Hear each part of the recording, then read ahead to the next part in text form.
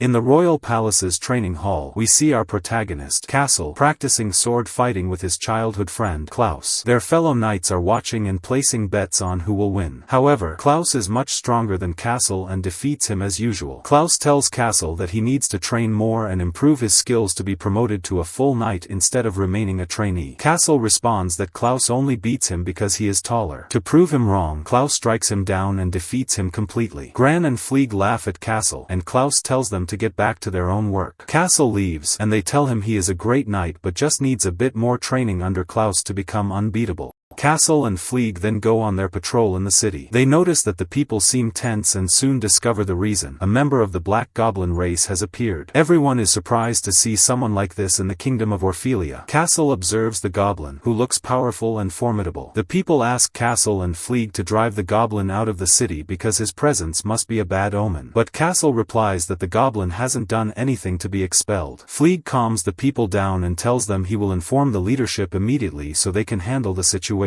Castle then goes to rest and meets his childhood friend, Fry, who is buying apples from the market. Castle calls out to her, and they sit together, reminiscing about old times while eating apples. Fry worries about him, but he reassures her that he is fine since Klaus is with him and watching out for him. Fry tells him that he needs to train seriously as well so he can finish his training and become an excellent knight. The scene then shifts to the princess of the kingdom walking in the royal palace. She sees the royal advisor entering the king's chamber, where the king is shown to be ill and unable to move. The advisor informs the king that the scouting team has discovered monsters in the king's forest. The king immediately orders the advisor to eliminate the monsters before they pose a threat to the kingdom. At that moment, a nobleman arrives at the palace accompanied by the Black Goblin. The guards are surprised, but they allow the goblin to enter because he is with the nobleman. The noble and the goblin then attend the meeting the advisor has called with the nobles to discuss how to handle the monsters. The nobleman, Moriham, suggests hiring the special black carriage squad led by Rihei to investigate the situation in the forest instead of risking the knights. However, the nobles reject the idea, as the kingdom of Orphelia has long been in conflict with the Black Goblins, and they cannot trust them now. The advisor asks Rihei why he would help them. Rihei responds that they are a band of mercenaries and only care about getting paid, nothing more. The advisor also refuses Moriham's proposal and decides that sending a team of knights would be the best solution. That evening, Klaus informs Castle that he won't be able to train him for a while because he and the squad are going on a mission to investigate the forest due to the monster's appearance. Castle becomes worried about his friends, but they reassure him that they will be fine and promise to bring him some of the strange foods he likes when they return.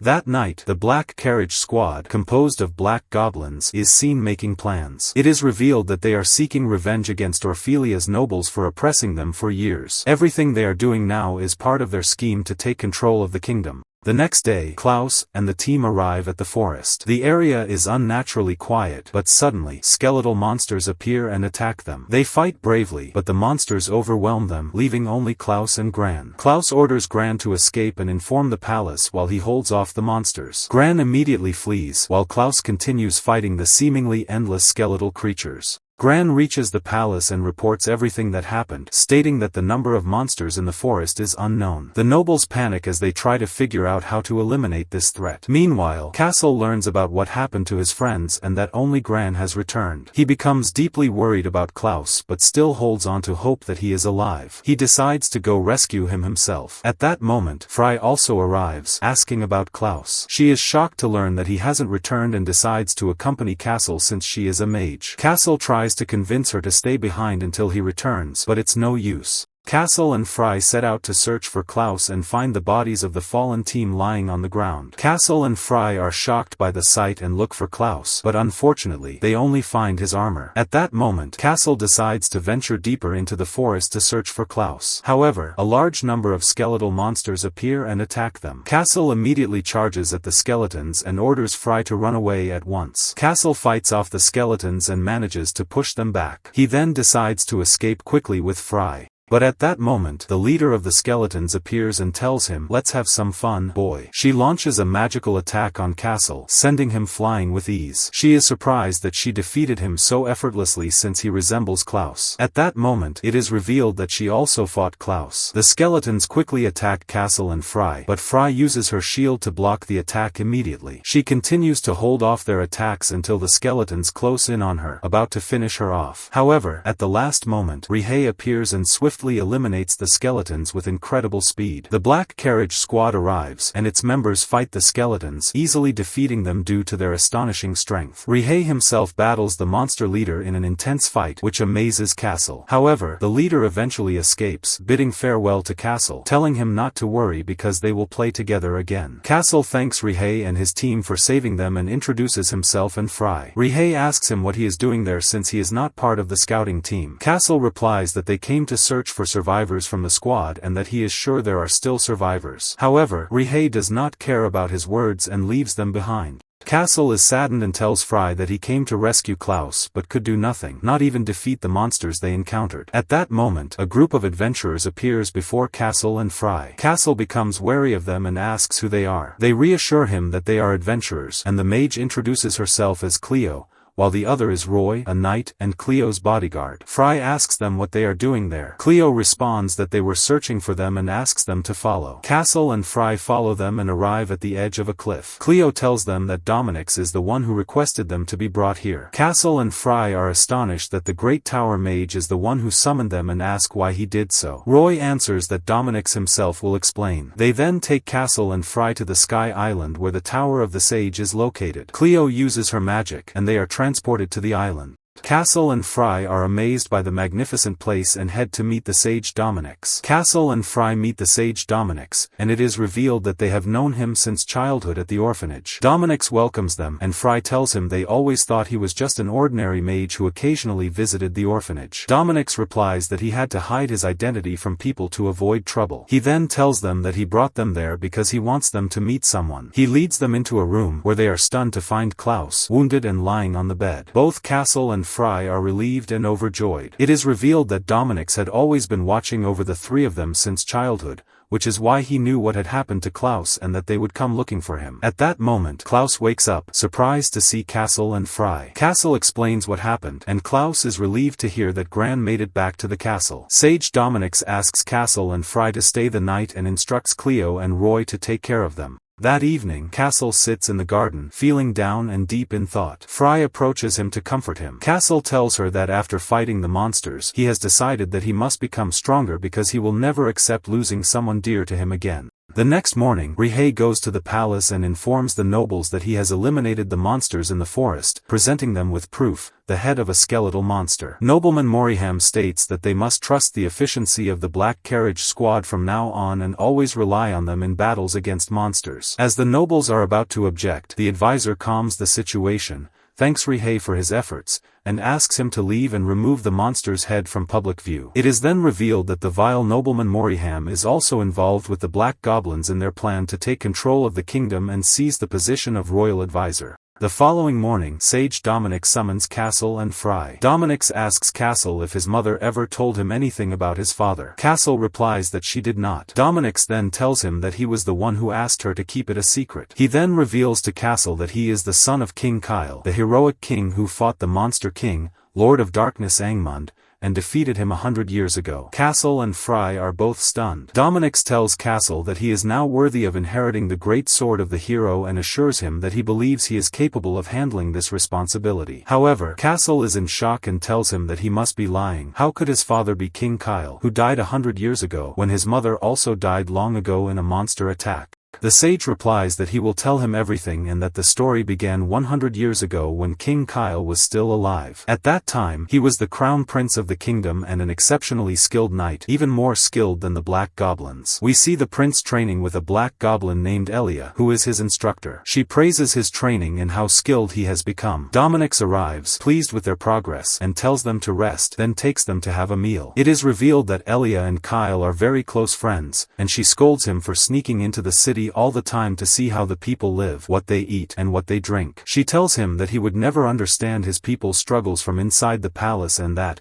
as a member of the royal family, he must fulfill his duty to them. It is revealed that Kyle was always curious about the lives of the city's people and loved to explore them. It is also revealed that Ilia is his half-sister and that she constantly worried about him, which is why she always argued with him about sneaking out. We see Kyle with Dominix in the study, where Kyle asks Dominix why there is poverty among the people despite the kingdom being in a time of peace. Dominix replies that the war between the nations lasted for a long time, which cost them a great deal of money. Furthermore, many families lost their breadwinners in battle. It is revealed that King Kyle continued striving and working hard to improve the kingdom. Over time, he married Queen Arlette, Castle's mother. Dominix tells Castle that Queen Arlette is his mother. Everyone is astonished and speechless at the story Dominix is telling. Fry asks how Castle's mother was alive 100 years ago. Dominix replies that he will explain that later. He continues by saying that Kyle and Arlette lived happily until they were forced apart. The nobles separated them because Arlette was an obstacle to the political marriage they had arranged for King Kyle. From that moment on, Kyle was trapped in misery. Moreover, monsters began to appear and attack the kingdom. At that time, Kyle and the knights went out to fight the monsters and defeated them.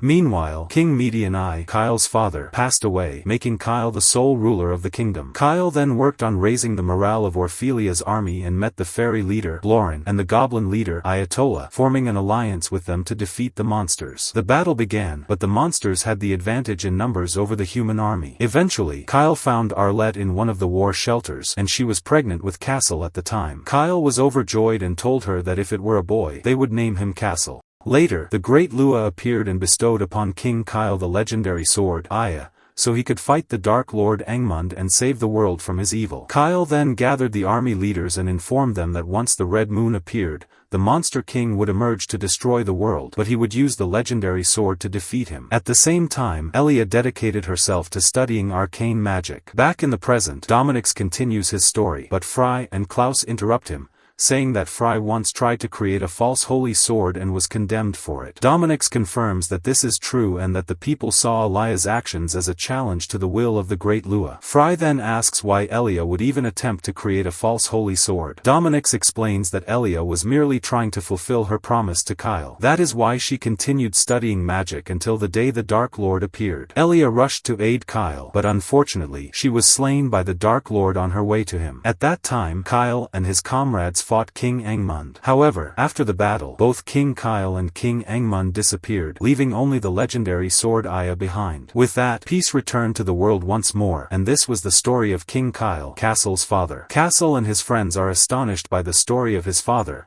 who sacrificed himself to save the world. Dominix then reveals that the rest of King Kyle's comrades sealed the legendary sword afterward, with each one of them holding a part of the key to its seal. He also tells them that the Black Goblins were exiled from the kingdom at that time because of Ilia's condemnation for forging a false sword. The scene shifts to the Black Carriage Squad. One of their members, Tam, returns with food for the team. They ask if he faced any problems with the merchants, but he reassures them that the traders treated him well as soon as he mentioned Noble Moriham's name. Tam then distributes the food, and they begin their meal. They then talk about life during King Kyle's reign when they lived peacefully in the kingdom. However, that was over 100 years ago. One of them remarks that everything changed after what happened with Ilia. It is revealed that Rihei is greatly disturbed by the mere mention of her name and states that it is the truth. Ilia is the reason for the goblins' oppression. Time passes, and Tam asks Rihei about the story he once told him about Ilia. He wonders if Ilia ever considered that her actions would bring harm to all the black goblins. Rihei asks why he is asking this. Tam replies that he wishes he could go back in time to save his parents and siblings from being killed. He wishes he could return to strike Ilia and make her see reason. Rihei responds that there is no way to turn back time and that what Ilia did no longer matters. What matters now is that they were oppressed in Orphelia. Their blood was spilled, and so they must take their revenge on the kingdom. The story returns to the group as they sit with Dominix. Castle asks Dominix to tell him more about his mother and what she had been doing for the past 100 years after the war. Dominix explains that they had tried using the legendary sword many times over the years, but no one could wield it properly. That is when they realized that only its rightful heirs, those who carried the blood of King Kyle, could wield it. Since they feared the return of the Monster King, they placed Arlette in a deep slumber for 100 years so that when the Monster King reappeared, he would find the sword's heir. Castle is shocked by what he hears. Dominix tells him that as soon as she awoke, she gave birth. At that time, monsters attacked the village and killed her. Since both of Castle's parents had died, Dominix sent him to the orphanage. Everyone is stunned by his words, and Fry says that his visits to them in the past were not just random. Dominix replies that he had been watching over their growth the entire time. Dominix then tells Castle that the Monster King's return is near and that no one knows exactly what kind of damage he suffered, meaning there is a possibility he could return. Furthermore, the reappearance of monsters is certainly not a good sign. Kyle agrees to prepare for the coming war to protect his loved ones. He asks Dominic's where he can find the legendary sword. Dominic's replies that the sword's seal must be broken first, and to do that, he must meet Lauren, the great sage of the forest. Dominic's tells them that he wanted to accompany them on their journey, but unfortunately, he cannot leave the tower. He then calls upon Cleo and Roy and asks them to go with Castle and Fry on their new adventure. Castle and Fry go to inform Klaus of what happened and that they must leave to find the legendary sword and break its seal. They bid him farewell and set out the next morning, with Cleo eagerly excited for the new adventure. Castle and the team reach the borders of Eldora Forest. Cleo feels bored because she wanted to visit better cities. Fry tells her that Eldora Forest is also a great forest and not just anyone can enter it so easily. However, Cleo remains unconvinced. Suddenly, a group of skeletal monsters appears and attacks them immediately. Castle tries to fend them off, but Cleo stops him, telling him to leave this to Roy. Roy charges in with all his strength, displaying incredible skill as he defeats all the monsters in seconds. Unfortunately, another wave of monsters appears and attacks them again. The team is caught off guard when powerful arrows shoot from deep within the forest, striking the skeletons and eliminating them. They see that it is an elf who was sent by the great Lauren to guide them to her. However, the elf does not accept humans at all and holds clear hostility toward them. Castle and his team have no choice but to follow her. They are amazed by the strange sights and astonishing creatures in the forest. Over time, Castle grows concerned and asks the elf who she is exactly and where the great Lauren is. She introduces herself as Celine, the princess of the elves, and says that the great Lauren sent her to guide them. They continue their journey quickly, but Castle and his team get separated from Celine and become lost in the forest. At that moment, they encounter a tree spirit named Chibi. He is small, adorable, and loves to play. Chibi leads them to the princess. Meanwhile, the princess is searching for them in the forest, but Chibi appears before her, bringing Castle and his friends with him. Celine asks Chibi why he is there and thanks him for guiding them to her. Chibi wants to stay with Castle and his friends, but Celine tells him that humans are dangerous and that he must stay away from them. However, Chibi refuses and continues the journey with them. Cleo is delighted with him and plays with him. As night begins to fall, they decide to camp in the forest for the night. That evening, Castle spars with Chibi, teaching him how to fight. Chibi is extremely happy. Celine is surprised at how well they get along. When Castle becomes tired and decides to rest, Chibi continues playing with Cleo. Celine tells Castle that Chibi has become very fond of him and that he must see something in him that they do not. She then asks him who he really is. Castle replies that he is no one, just someone who wants to become stronger so he can protect those dear to him. That is why he must meet the great Lauren to obtain power. Celine then gets up to patrol the area while the others rest. Suddenly, a strange disturbance occurs in the forest, and they find that the tree spirits have become extremely aggressive. They do not understand why until they spot a monstrous creature lurking deep within the forest. The creature attacks and kills a tree spirit. Chibi becomes enraged, determined to avenge his fellow tree spirits. He charges at the monster. Castle tries to stop him, but it is no use. The monster grabs Chibi. The team tries to rescue him, but their efforts are in vain, and soon the monster captures Castle as well. The monster prepares to devour Castle. In a desperate move, Chibi throws his wooden sword at the creature, striking it hard and saving Castle. However, the monster becomes furious and completely destroys Chibi. Everyone is in shock. Castle is consumed by rage and repeatedly strikes the monster, cutting it down completely. He continues to slash at it relentlessly until Celine stops him and calms him down, telling him that he has done enough to avenge Chibi. After a few minutes, Castle calms down and his friends rest. Lauren arrives and thanks him and his companions for saving the forest from the monster. Castle replies that there is no need for thanks since he couldn't save Chibi. She explains to him that Chibi was the most curious being in the forest and that he is surely happy now because of his journey with them. She then asks him why he has come to the forest. Castle replies that he needs the power of the legendary sword, which is why he has come to ask her to break the seal. Celine is shocked to learn that Castle is the heir to the legendary sword, but Lauren responds that she cannot break the seal just yet. The group is stunned, and Cleo tells her that they traveled all this way because Dominic's told them that she was the one who could unseal it. Lauren explains that if Castle is truly the heir, then the moment the seal is broken, the sword's power will surge within him. This power is immense, and if he is not ready for it, it could destroy his body and soul. She asks him if he is prepared for this power. Castle replies that nothing matters to him except protecting those dear to him. Lauren tells them to rest for the night and that they will discuss it tomorrow. Celine takes them to their rooms, but Fry asks her to show them Chibi's favorite place so they can bury his core there. Celine takes them to the spot where Chibi always played, and they bury his core there. As the friends rest in their rooms, Castle slips away and goes outside. Lauren asks Celine for her opinion on Castle and whether she thinks he is worthy of the legendary sword's power. Celine hesitates, recalling Castle's actions and his anger during the battle. She replies that she is unsure. Lauren smiles and gives her time to think until the morning. Celine walks away and finds Castle sitting by Chibi's grave, deeply saddened, apologizing for not being able to protect him. He promises that he will become stronger and protect everyone. Celine is moved by the sight. At that moment, a small bud begins to grow from Chibi's core. Castle is confused, but Celine approaches him and explains that it is natural for a sprout to emerge after the death of plant spirits. However, it is unusual for it to appear so quickly, which means that Chibi is surely doing this to bring them happiness. Castle thanks Chibi and promises him that he will grow stronger.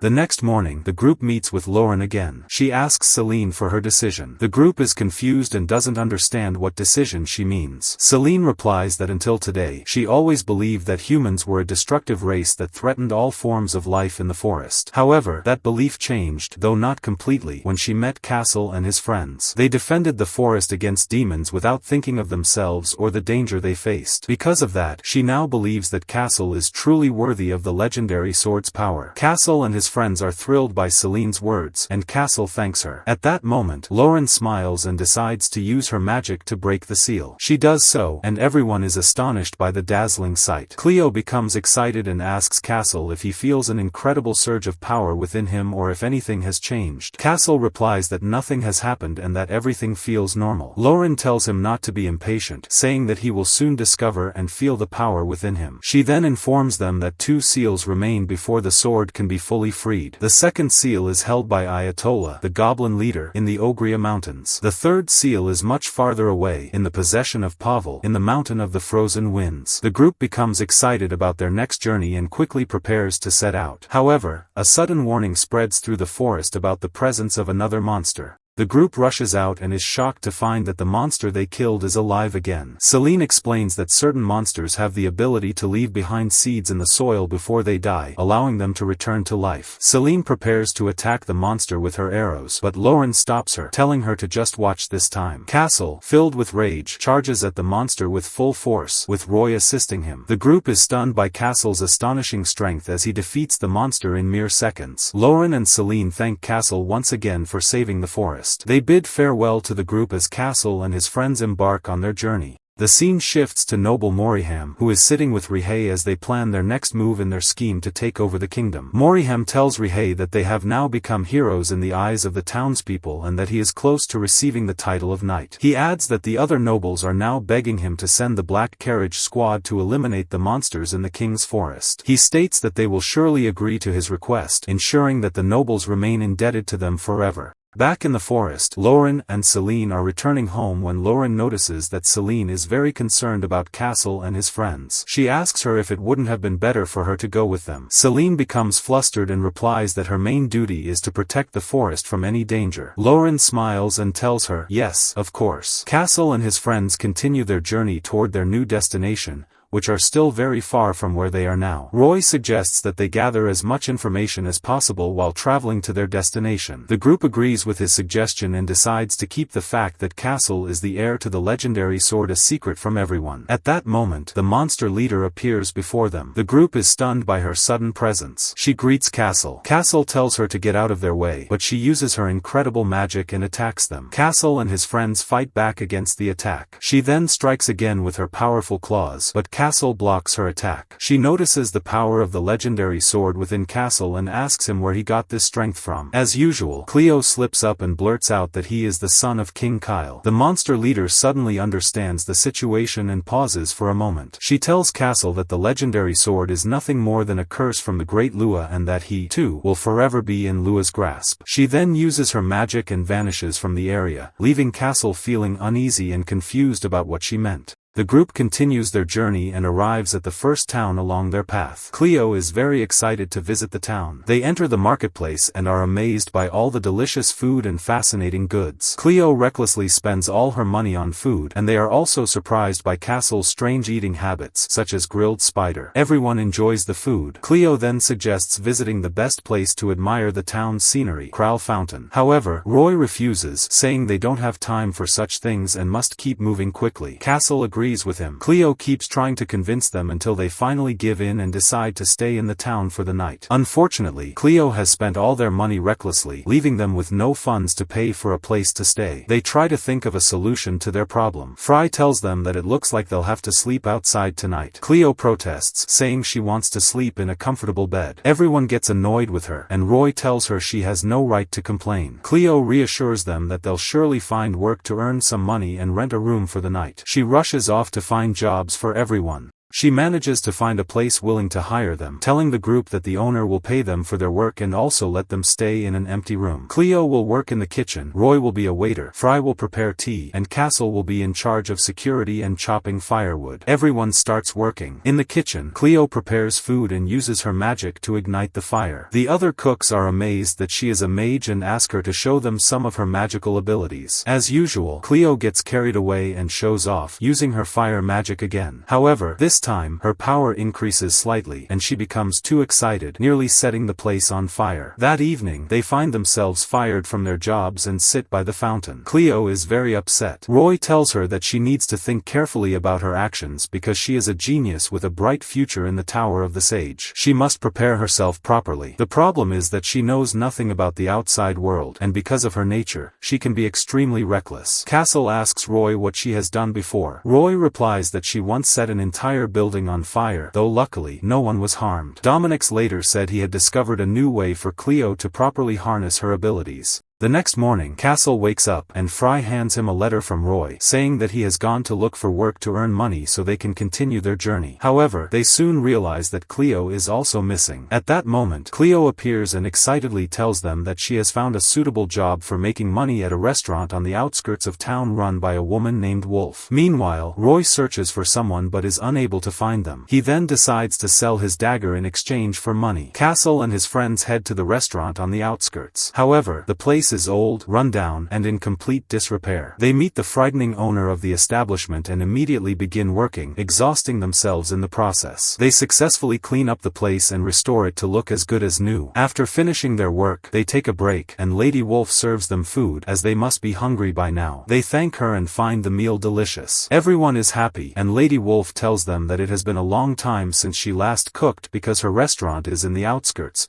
so she has no customers. Castle suggests that she promote her restaurant, but she replies that she is satisfied with the way things are because she cooks using charcoal, which means she wouldn't be able to cook for many people at once. That evening, Cleo sits outside, reminiscing about her mother and what she used to say to her. At that moment, a large number of monsters appear, heading toward the restaurant. The group prepares for battle. Castle and Cleo rush out to fight the monsters, taking down as many as they can. However, the monsters' numbers are overwhelming, and they break into the building. Fry quickly helps Lady Wolf escape and tells her to run. At that moment, Lady Wolf decides to help Cleo in the fight, distracting the monster. The monster turns toward her, and just as Cleo is about to use her magic to defeat it, she remembers what happened last time because of her magic and hesitates, refusing to use it. She struggles to fight the monsters without her magic. Her friends, along with Lady Wolf, encourage her to use her magic and finish off the monsters. Cleo finally regains her confidence and uses her magic to save her friends, unleashing a spectacular magical attack that eliminates all the monsters. Everyone is overjoyed. Roy arrives shortly after and tells them that he has secured money for them. Cleo immediately rushes over to take it,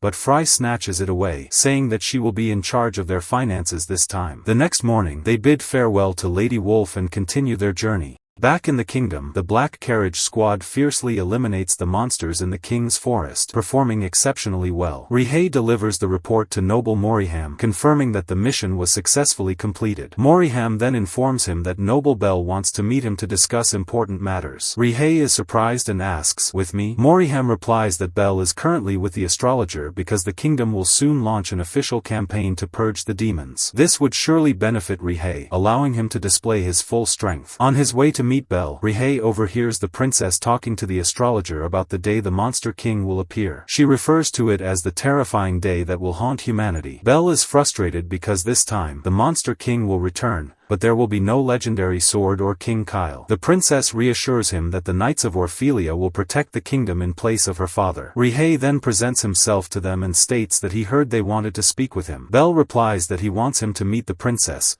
who is the supreme commander of the Knight Corps. The princess introduces herself and tells him that she has heard about the Black Carriage Squad's achievements. Because of this, she wants them to join the Knight Corps. Rihei agrees, saying it would be an honor for them. She informs him that there will be an important meeting tomorrow and asks him to attend. Rihei returns home and informs the squad that they will be joining the knights. Everyone is delighted by their major progress, but Tam is displeased. He asks, "Have you all forgotten our goal? We need to take control of the kingdom." One of the team members reassures him, saying, "Don't worry. Joining them will make it easier for us to deceive them and take over even faster." Rihei instructs them to be cautious with their actions and avoid causing any trouble in the city, no matter what. The next morning, Rihei attends the meeting. However, some nobles disapprove of Rihei and his squad joining the knights. The princess defends the Black Carriage Squad, stating that they have nothing to do with Ilia's crime. Everyone welcomes them except for Zero, who is consumed with rage and insists on causing trouble for Rihei and his comrades. Zero persists in insulting Rihei, but Rihei responds in kind, further fueling Zero's anger. The meeting continues, and the princess asks her vice commander, Demia, to share the latest updates. Demia informs them that a large number of monsters are approaching the Elven Forest. The princess asks Rihei for his opinion on the situation and what solution he suggests. Rihei responds that they should send scouts first to assess the situation thoroughly. However, at the same time, the knight divisions must be reorganized to defend the roads and villages surrounding the kingdom, otherwise they would only be defending themselves. The princess is impressed by Rihei's words, which angers Zero even more. Zero rushes to his father, the noble, and the other rigid noble elders to inform them about what is happening and about the Black Carriage Squad joining the knights. The arrogant nobles agree with Zero that the black goblins should be expelled. However, they acknowledge that they still need them for now to eliminate the monsters. Zero becomes even more frustrated, but the nobles assure him that once the monsters are gone, the Black Carriage Squad's role will end. At that point, they will expel them and eliminate them. Later, Tam and his teammate go to buy food for the squad. His teammate leaves briefly to get some drinks, so Tam continues alone, purchasing bread and other supplies. The baker hands him the bread for free, stating that the Black Carriage Squad are now the heroes of the city, saving the kingdom from the monsters. Tam is overjoyed that people now admire them. On his way back home, a group of gang members ambushes him with weapons. Tam prepares to fight back but remembers Rihei's instructions about avoiding trouble in the city. He decides to evade them instead. However, they attack him, severely injuring him. Just then, his teammate arrives, defeats them, and saves him. At that moment, a young woman rushes over, tending to Tam's wounds. His teammate then takes him home. At home, everyone checks on Tam. Rihei praises him for controlling his anger and handling the situation well. However, Rihei begins to suspect that Zero was behind the attack. He holds back his frustration since he has no evidence. After Tam is taken to his room, the squad expresses their fury over the attack on him. Rihei goes to inform Moriham about what happened and shares his suspicions that Zero was behind it. Moriham agrees, stating that Zero is definitely responsible. However, since Zero is a candidate to become the princess's fiancé, they cannot act recklessly without solid proof. The next day, Rihei goes to meet the princess. She asks about Tam and whether he is doing well. Rihei thanks her for her concern and assures her that Tam is fine. She apologizes for what has been happening in the city. At that moment, Zero enters and tries to provoke Rihei further. Rihei ignores him and leaves, returning home. As soon as he arrives, he asks about Tam. His sister tells him that he is doing better and that Azel and Zoka are also taking care of him. At that moment, Rihei notices a strange-looking dagger in the house. He picks it up and asks where it came from. His sister tells him that it is the dagger the bandits used to attack Tam. Rihei is stunned when he sees the emblem of Zero's family on it. He becomes furious and immediately rushes out, with his sister following him. At that moment, Rihei intercepts Zero and his father's carriage. Zero steps out, shouting in anger over the sudden stop. However, the moment he sees Rihei, he freezes in terror. He tries to run, but Rihei's sister grabs him. Rihei is about to finish him off when Zero's father steps out and begs for his son's life, promising that this will never happen again. Rihei spares them and leaves. Upon returning home, Tam is happy that Rihei has avenged him. Castle and the friends continue on their way, but suddenly, a little girl appears in front of them. At that moment, Frey notices a look of despair and sadness in her eyes. The girl immediately runs away, and the friends realize that there must be a nearby village. They decide to rest there for the night. They arrive at the village and meet Hendel, the village mayor, who tells them that the building behind him used to be the village center but is now a shelter for children. Castle is surprised and asks why they turned it into a shelter. The mayor explains that monsters attacked the village some time ago, forcing everyone to flee to the shelter. The villagers are now gathering resources to rebuild their homes. Frey suggests that they help the villagers, so she goes inside and takes care of the children, making them very happy. However, she sees the sad girl again, sitting alone. Frey approaches her to talk, but the girl gets scared and runs away once more. Later, Frey learns that the girl's name is Elise and that she hasn't spoken or smiled since the monster attack. It is likely that her parents died in the attack. Frey keeps trying to reach Elise and cheer her up. She asks the friends to stay there for the night. The friends are surprised by her request, and Castle reminds her that the sooner they reach the Great Sword, the better. Frey insists on staying, so the friends agree and inform the mayor of their decision. She tells him that she wants to spend more time playing with the children. She teaches them how to make flower crowns, and Elise goes to pick some beautiful yellow flowers. But as soon as Frey gets close, Elise runs away again. Frey keeps trying to make Elise and the other children happy, but nothing seems to work. Eventually, Elise opens up to Frey and tells her that these yellow flowers were her mother's favorite. She also reveals that demons killed her mother. Frey hugs Elise, and the girl finally breaks down in tears. Frey spends time with her, helping her prepare delicious food, and Elise starts to smile and interact with the other children. The next morning, the friends prepare to leave. The villagers thank them for their help and bid them farewell. But before Frey leaves, Elise asks her to come with her. Without saying a word, she takes her to a small hut in the forest and locks her inside so that she won't leave. The friends grow worried when Frey takes too long to return. Castle goes to look for her and finds Elise in the forest. He asks her where Frey is, but Elise looks nervous. Eventually, she takes him to Frey, who is happy to see them. Suddenly, a giant monster emerges from underground, terrifying Elise. Castle prepares to fight and tells Elise to hide. He continues battling the creature while Frey watches anxiously from inside the hut. At that moment, Frey notices another monster lurking beneath the ground. She tries to warn Castle, but he doesn't hear her. She grabs a weapon, breaks the door open, and rushes to help them, protecting Elise. Castle quickly takes advantage of the situation and defeats the monsters. Frey, Castle, and Elise return to the shelter. The villagers learn what happened and celebrate their victory. The mayor thanks them sincerely and offers them food as a gift. Elise bids farewell to Frey, and the friends continue on their journey. On the way, they find a strange man standing alone. Castle approaches him to ask for directions, but he is shocked to discover that the man is a zombie. The zombie attacks, but Castle quickly eliminates him. Suddenly, a large number of zombies appear, so they quickly run towards a house, and Cleo burns all the zombies. When they reach the house, they find a man named Johan, who welcomes them inside. They thank him for his help, and Roy asks Castle about the situation and how long the zombies have been here. Johan responds that it has been this way since the monsters attacked the village. At that time, the monsters killed many villagers, but a large number managed to escape. However, some were unable to flee, including himself. He tells them that ever since then, everyone has been living in fear, locking themselves inside their homes. After a while, the monsters took the villagers with them and left the village. Later, the villagers who were supposed to be dead returned as zombies. Johan reveals that he is the only survivor left here. At that moment, Frey notices the same flowers that Elise's mother loved inside the house. She mentions Elise's name in front of Johan, causing him to jump in shock. He asks her, "You know my daughter? She's alive, isn't she?" Frey replies that Elise is safe in a shelter near the village. Johan feels relieved and happy to know that his daughter is safe. He asks about her well-being, and Frey tells him that she is fine but will be even better once she knows that her father is alive as well. They urge him to go see Elise immediately. However, Johan tells them that, unfortunately, he cannot go to her yet. Everyone is surprised and asks him why, but he refuses to answer. Johan then asks them why they came to the village. Castle responds that they are on their way to Mount Ogria. Johan tells them to stay here for the night, explaining that the situation outside is very dangerous right now and they should continue their journey in the morning. The friends agree and decide to stay, but they all feel that there is something strange about Johan.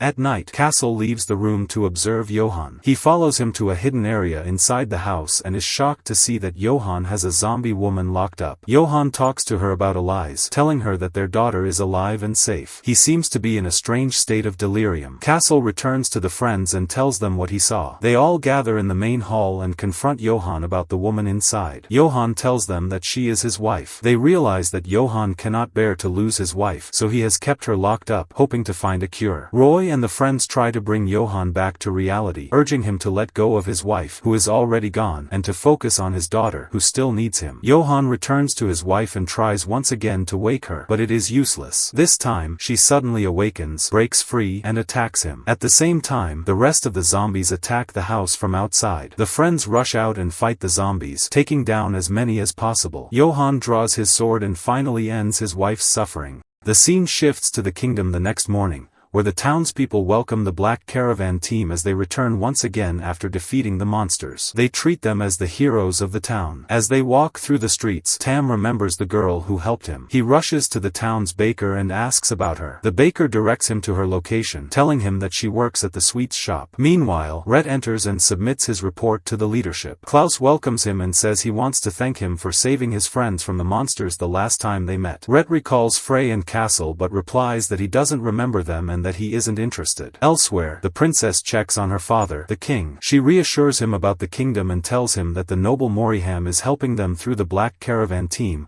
which is composed of the Black Demons. The king is surprised and asks her about Moriham's connection to the Black Demons, warning her that this does not bode well at all. Rhett later meets the princess as she leaves the king's chamber. She tells him that she wants to speak with him about an important matter and asks her deputy, Demia, to go ahead of her. Meanwhile, Tam wanders outside the shop where the girl who helped him works. He peers through the window, but at that moment, a group of kids catches him and drags him inside to meet the girl, Shella. Shella welcomes him warmly. Back with the princess, she speaks to Castle, telling him that she must always think about the people and their well-being. She explains that the kingdom ended up in this state because, when her father was in good health, he was always occupied with wars and rarely returned to the palace. As a result, the internal affairs of the kingdom were left in the hands of the nobles, which led the country and its people to their current terrible state. She tells him that from now on, she will rely on him to help her. Later, Tam waits for Shella to finish work and they finally meet. She asks him why he came to see her and he replies that he came to thank her. He returns the handkerchief she used to wrap his wound. They get to know each other and become friends. That evening, Tam returns home feeling happy about the time he spent with Shella. His friends ask where he has been all this time. He replies that he was just wandering around the city, hiding the truth about his time with Shella. Rhett notices that Tam looks very happy and suspects that something is unusual. The next day, Tam goes to meet Shella again, but this time, one of his friends follows him and discovers that he is seeing her. He waits for Tam to return home and then confronts him, scolding him for meeting a human girl, who is technically one of their enemies. Rhett arrives and tells Tam that what he did was reckless, but this time, he trusts him and believes that he will handle things correctly. Tam leaves them and walks away, thinking about everything that has happened. The next morning, he meets Shella again and gives her flowers as a gift. They talk for a while, and he tells her about his past, how the kingdom's knights wronged them, wiping out his entire people and his tribe unjustly. He vows to keep fighting until he makes this world free of sorrow and injustice. Then, he bids her farewell and leaves. Meanwhile, Rhett speaks with Moriham. Moriham tells him that they have made incredible progress and that Rhett's team has now become the city's heroes. Rhett responds that things will remain this way only until they finish off the monsters. But after that, the people will forget everything and all that they have done for the kingdom. That is why they must secure a high position within the kingdom before this entire situation comes to an end. And we return to Castle and his friends after they finally arrived at Mount Ogria to meet the leader of the ghouls, Ayatollah, who possesses the second seal of the Great Sword. Cleo is stunned by the breathtaking view of the Red Valley. At that moment, she sees the leader of the beasts who attacked Castle, standing alongside another commander in the Beast King's army. The commander laughs loudly, prompting the leader to ask why he is laughing. He tells her, "Can't you hear the cries of anger, sorrow, and the lamentations of humans?" She replies, "No." He then reveals that he has been waiting for this great moment for 100 years. At that moment, we learn that this commander is the sorcerer responsible for bringing the Beast King back into the world. We go back to the past and discover that this sorcerer was from the Republic of Grey. At that time, he supported the princess and the ailing king, who was on the brink of death. However, on the day the king died, the sorcerer used all the research he had studied for years and brought the king back to life as a zombie. Due to this horrific crime, he was completely exiled from the country. Returning to Castle and his friends, Cleo mentions a tale that says the valley turned red because of the immense bloodshed during the war, making the place truly terrifying. Roy responds that the place is indeed fitting for war-thirsty ghouls. At that moment, they hear a loud commotion in the valley. The friends rush to the source of the noise and find a fierce battle between two groups of ghouls. Roy notices that the ghouls are fighting against a group of zombie ghouls, shocking Frey. Castle quickly runs to help, and the rest of the friends join in, eliminating the zombies completely. The ghouls thank Castle and his friends for their help and ask for some time to speak with them before taking them to their leader, who sent them to await and guide them. The shaman introduces himself as Kaola, one of the leaders of the ghoul tribe, and his apprentice, Dale. Castle introduces himself and his friends. Kaola welcomes him, saying he has been expecting him for a long time and knew he would come through prophetic dreams. Castle explains that they have come to meet the leader of the ghouls to break the second seal of the Great Sword. Kaola is shocked by his words and asks, "So, you are the heir of the Great Sword?" Dale, furious, accuses Castle of deception, saying, "This is an old trick. You're just trying to exploit the death of the great Ayatollah to deceive us, aren't you?" Castle and his friends are stunned by the leader's death. Kaola informs them that the current leader is Chief Seeing. Castle and his friends grow anxious, unsure of how to break the seal now. Kaola reassures them that Chief Seeing must have been told a way to break the seal in Ayatollah's absence. Castle asks Kaola to take him to the leader, but Dale refuses, saying it is impossible because humans cooperate with beasts. The friends are bewildered by his words and ask him what he means. Kaola explains that a sorcerer came to the valley some time ago, and soon after, many ghouls disappeared and turned into zombies. The friends are shocked. Castle exclaims, "That's impossible. How could a human work with the beasts?" Cleo asks about the sorcerer's appearance, and Kaola describes him, but unfortunately, Cleo does not recognize him. Castle asks Kaola again to help him reach the leader. Kaola promises to take him there and vows to protect him with his life if necessary. He then leads Castle to meet Seeing, instructing the rest of the friends to stay behind to avoid any trouble. Kaola and Castle arrive at Chief Seeing's location. Kaola introduces Castle, saying he is the heir of the Great Sword and the only one capable of defeating the Beast King. Seeing responds that Castle must prove he is truly the heir, and the only way to do that is by defeating him in a duel. Since he is the heir, he must be extremely skilled in combat. Kaola intervenes quickly, arguing that this cannot happen because Castle is the hero and the future of the world, and he must survive. He declares that if anyone tries to defeat Castle, he will sacrifice his own life to protect him. Silence fills the place at that moment. Seeing, furious, declares, "Then you must die as well, Kaola." Castle immediately steps in, trying to convince Seeing with words, saying they must unite without sacrificing anyone, but his efforts are in vain. Seeing launches a devastating attack on Castle but stops at the last moment. He realizes that Castle is truly courageous and serves his cause, even if it costs him his life. Seeing then tells Castle that Ayatollah left an important message. If the heir arrives, they must take him immediately to the Great Shrine. We learn that this place is of great importance to the ghouls and serves as a test for Castle. Seeing tells him that if he is truly the heir, he will be able to pass this test. At that moment, Seeing receives a report that a group of humans has been captured on their land. We discover that they are Cleo and the friends. Seeing decides to imprison them until Castle completes the test. If he proves to be the heir, they will be released. If not, they will also be executed. He then orders Kaola to take Castle to the shrine. At that moment, we see Castle unconscious during the test, lying unconscious, with Frey and the friends beside him taking care of him. Frey writes a letter to Klaus, explaining everything that happened during their journey, how Castle has become incredibly strong, and that he is currently undergoing a very important test that will determine the fate of the world. Cleo also writes a letter to Dominix, but she exaggerates in it, claiming she has achieved unprecedented accomplishments. Meanwhile, Celine goes to Loren and informs her that she has eliminated the beasts that entered the forest. Loren thanks her for her hard work and tells her that the day of the Beast King's emergence is near, and when that time comes, beasts will spread across the entire world. Celine asks about Castle and his friends, and Loren tells her that he has surely passed Mount Ogria and is now on his way to meet Pavel. Celine grows worried about them and hopes they are safe. After that, we learn that Castle has also passed Seeing's test. chest, and seeing has broken the second seal on the sword as well. At that moment, the power of the great sword manifests even more. Castle and his friends decide to continue their journey and bid farewell to seeing Kaola and the rest of the ghouls. But suddenly, the evil sorcerer appears. Dale becomes furious, pointing at him and saying, "This is the human who handed the ghouls over to the beasts and turned them into zombies." The sorcerer laughs loudly and responds, "How dare you compare me to such weak creatures? I am the great sorcerer Malduk, the one who invented the idea of the undead and brought them back to life." Castle and his friends are shocked to realize that this is Malduk, the sorcerer who brought the Beast King into the world 100 years ago. Castle becomes enraged at that moment and insists on defeating the sorcerer. He attacks him with full force, but the sorcerer turns out to be astonishingly powerful, even stronger than Castle. The battle between them is fierce, and just as the sword's power activates, the sorcerer flees immediately. Since then, Castle has remained unconscious, which is why they are still staying with the ghoul tribe, waiting for Castle to regain his strength. Meanwhile, Klaus receives Frey's letter and feels relieved that they are safe. He is happy to know that Castle continues to progress and grows stronger as time passes.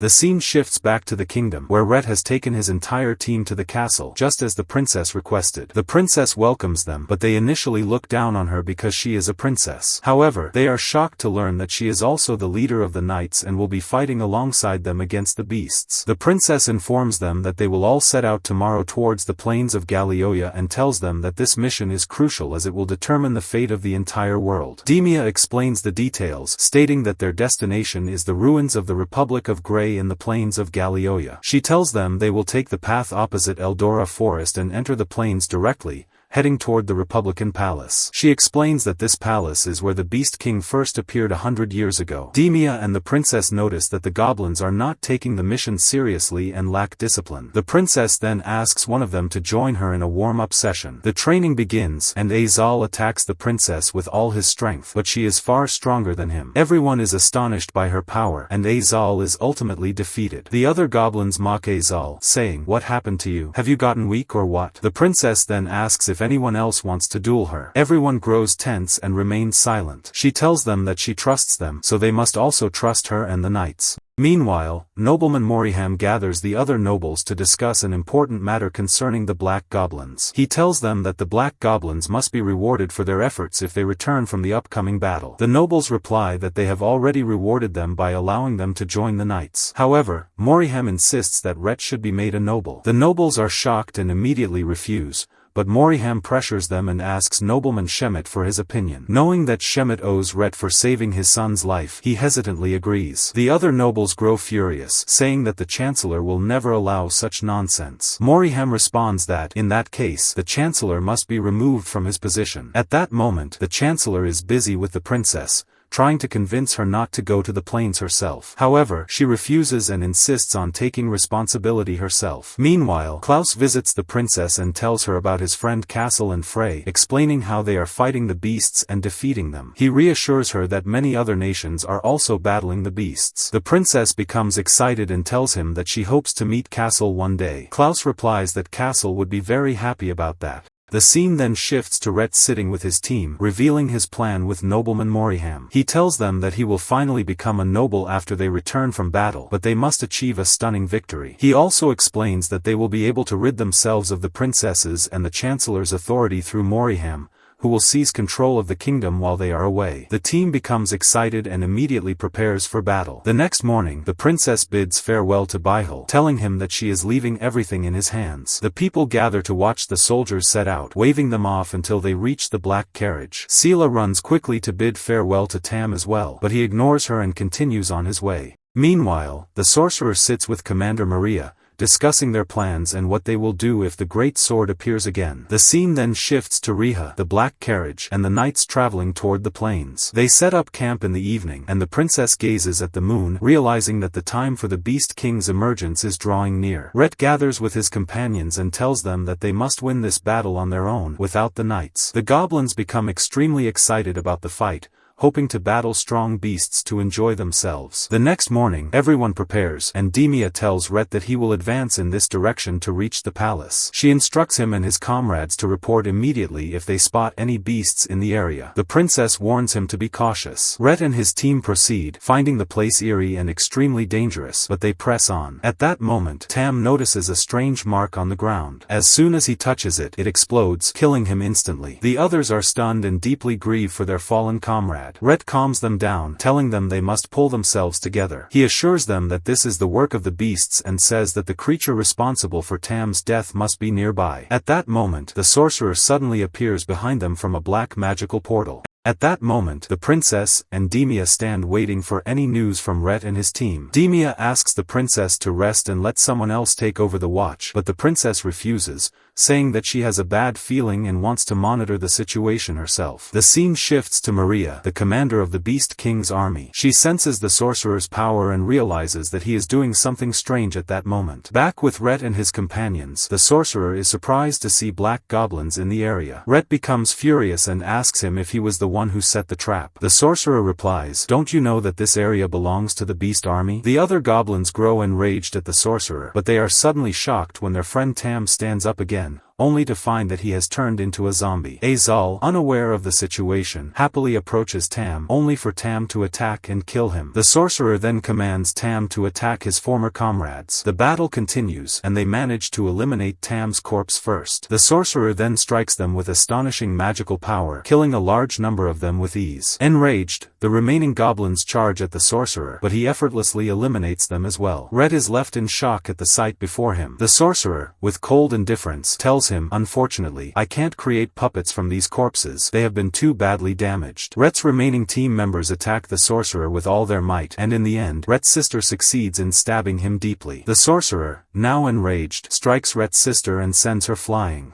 At that moment, Maria arrives and asks, "What's going on? You seem to be having a rough time, aren't you?" The sorcerer, furious, snaps at her, "Shut up." Rhett is horrified to see his sister, Rebini, lying on the ground, badly injured and unconscious. Consumed by rage, he charges at the sorcerer with all his strength, landing a devastating blow. However, Maria intervenes and defeats Rhett using her magic. Maria then notices that the princess's army is approaching. She orders the sorcerer to withdraw immediately, saying she won't allow them to kill him because he still has a role to play in bringing the Beast King back to the world. The sorcerer casts his magic and vanishes instantly. At that moment, the princess arrives at the battlefield and is horrified by the gruesome scene, realizing that all the goblins have perished. As they search for any survivors, they find that Rhett is still alive and quickly aid him. The scene shifts to Castle in his dream, where he sees a strange figure before him. He stares intently at it, but at that moment, Frey calls out to him until he awakens. Castle is disoriented, unsure of where they are. As soon as he wakes up, all his friends rush to him, asking how he is. Cleo tells him they were very worried about him. Castle apologizes for making them worry. Kaola then orders Dale to inform everyone that Castle has awakened. Castle tells Frey that he will go for a short walk but won't go far, so she shouldn't worry.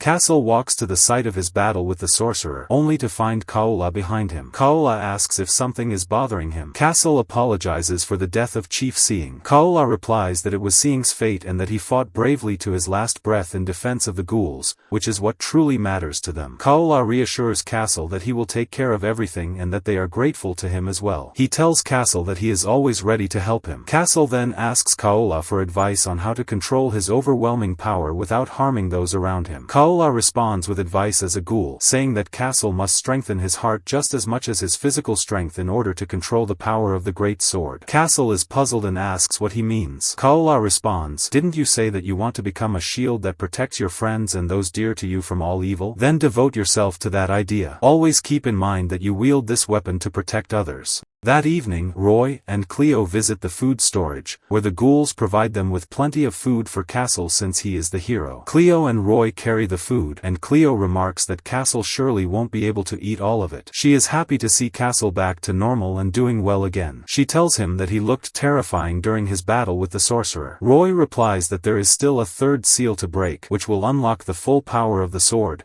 and when that happens, Castle will become much stronger. This thought unsettles Cleo, leaving her uncertain about what might happen. Roy reassures her, saying they must support Castle until the very end of their lives. That night, as everyone sleeps, Castle remains awake, thinking about his battle with the sorcerer and the incredible power he failed to control. He goes for a walk and returns to the battlefield, lost in thought. Frey comes to check on him, and Castle apologizes for worrying her. She tells him she couldn't sleep either, which is why she followed him. As they gaze at the moon, Castle tells her that they don't have time to waste. They must leave tomorrow now that he has recovered. He tells her that they must meet Pavel as soon as possible to break the third seal on the sword. Frey remains worried about him. Castle reassures her that he is fine, but the real problem is that he can't remember anything that happened before his rage took over. He tells her that he will try harder to control himself. Frey comforts him, saying that he is stubborn and she is sure he will overcome anything he faces. The next morning, everyone wakes up, and Castle and his friends bid farewell to Kaola and Dale. Dale apologizes for his previous rude behavior toward them and offers to accompany them to the mountain's base as a gesture of gratitude. Kaola then calls out to Frey, saying there is something important she must know. He tells her that in his vision, when Castle faced the Beast King, he vanished at the end, just like King Kyle did. Frey is stunned by this revelation. Kaola tells her that this is not set in stone and that they can prevent it if they work hard to change it. He asks her to take care of Castle. On their way to the next village, the friends take a break by the river. At that moment, a girl appears and mistakes Frey for someone else. Realizing her mistake, she apologizes and then introduces herself to the rest of the group, revealing that she is a mercenary named Reina. Roy recognizes her, and we learn that she is an assassin who works solely for money. Roy then leads the group to continue their journey, but Reina stops them. Roy tells her, "Don't follow us. We don't have time to waste with you." Reina replies that they are heading in the same direction, so, unfortunately for him, he'll have to deal with her. She then asks if they plan to stay in the village for the night, and Cleo excitedly replies that it would be great. Reina then says, "But first, I have something to ask you. You're not from Orphelia, are you?" Frey responds, "No, we are from Orphelia." Reina then warns them not to let anyone in the village know they are from Orphelia or from the Empire. Castle, confused, asks her why, but she tells him to just listen to her, and she will explain the situation later. Reina leads them into the village, which turns out to be a settlement of black goblins. She is well liked there and takes them to the inn where she is staying. However, there are no available rooms for them. She then asks the innkeeper to let them stay in her room. Meanwhile, the villagers are discussing the disappearance of 15 people. They don't know what happened to them, but they are certain that it wasn't the work of beasts, otherwise, there would have been bodies left behind. They speculate about who could be responsible and eventually conclude that it might be the people of Orphelia. They start criticizing Orphelians, calling them heartless and cruel. However, the innkeeper argues that it couldn't be them since humans have also gone missing this time. Reina then takes Castle and the others to her room and explains what has been happening in the village. The disappearances have been increasing, but no one understands what's happening or who is behind it. From the perspective of the black goblins, the people of Orphelia are nothing more than tyrants. She warns them never to mention their homeland while they are here. At that moment, news arrives that Aiden has also been kidnapped. The villagers grow anxious, and Reina and the friends head into the forest to search for him. Despite their efforts, they find nothing. Castle decides that they must help the village, but Roy refuses, insisting that they should avoid trouble and focus on their goal. However, Castle is determined, and eventually, everyone agrees to help. They ask Reina if she has any clues or information that might help in the search. Unfortunately, she has nothing, but she had intended to investigate the forest near the village more thoroughly. However, it was too vast for her to search alone. The friends decide to search the forest together again.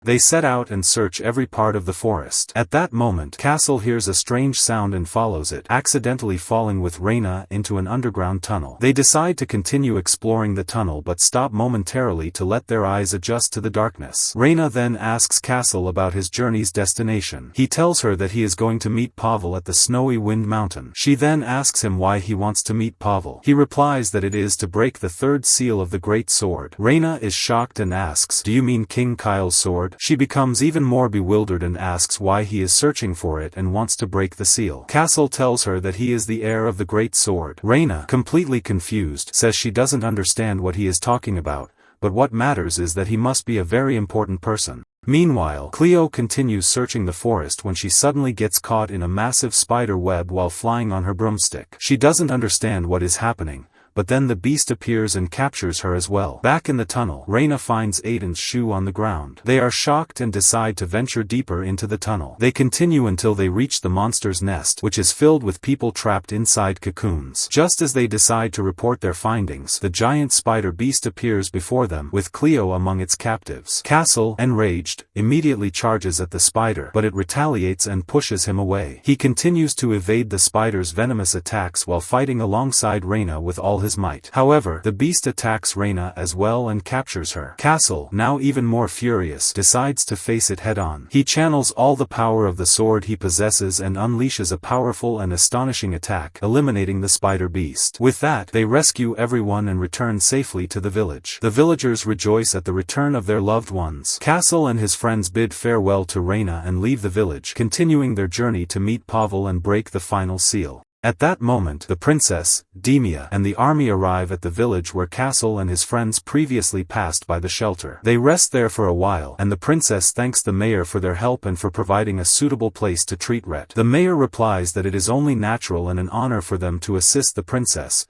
adding that they are indebted to the people of Orphelia regardless. The princess and Demia are surprised, so the mayor explains that 2 days ago a traveler from Orphelia saved them from the beasts, and his friends also took good care of the children while they stayed in the village. The princess is even more surprised, so the mayor tells her that the traveler's name was Sir Castle. She and Demia immediately recognize the name, recalling that Castle is Klaus's younger companion. The princess and Demia remain worried about Rhett, who has still not woken up. The princess says that things will be difficult the moment he regains consciousness and learns about the massacre his team suffered. The next morning, the young girls, along with Elise, run up to the princess and excitedly welcome her, presenting her with beautiful flowers. The princess gratefully accepts them, feeling overjoyed, and thanks them for the flowers. At that moment, Johann arrives and asks the children to go play elsewhere and not disturb the princess. The children bid her farewell and run off immediately. Meanwhile, a report reaches the nobles in the kingdom about the appearance of a very powerful beast in the plains,